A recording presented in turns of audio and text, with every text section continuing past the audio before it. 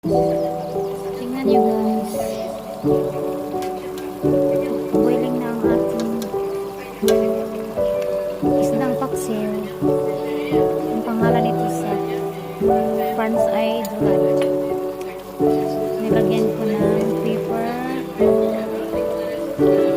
at pinaliktad ko na ito at tomato. Lagyan ko ito ng mantika guys. Ganito ako mag isdang paksiw. Para mulami siya. Wala naman ako kaya pinigmukan.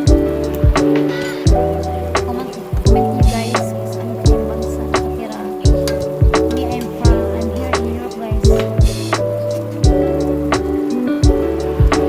Ito ang dinner ko.